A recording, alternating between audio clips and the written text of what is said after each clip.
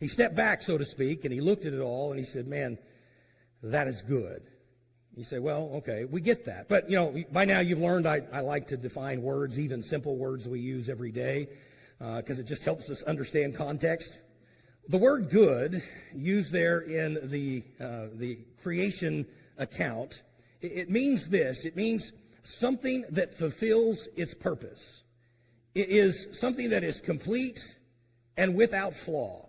So in other words, here's the scope of what that word really means. It means that when God got done with creation and stepped back and looked at all that he had created, he basically said this is exactly how I intended it to be. This is exactly the way that I envisioned it in my mind. Now, here's why that's important. My dear friend, Brother Lee, we did a lot of woodwork together, and some of you had the opportunity to do that as well.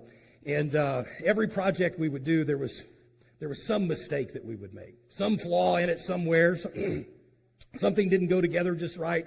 And it would be kind of frustrating for me, honestly, probably more for him. He was such a perfectionist.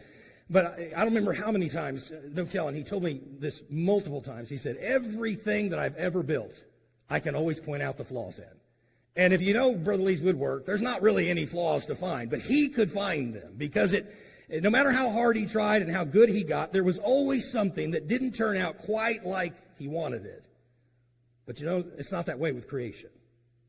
God, when he made it, it was exactly what he intended for us. It was exactly the way he designed it. The heavens and the earth, the beasts of the field, the fowls of the air, the mountains, the valleys, everything that God spoke into existence, he declared it good. In other words, this is exactly what I wanted. This is exactly what I intended, and it was good. However, the one thing that made it better is when God created mankind.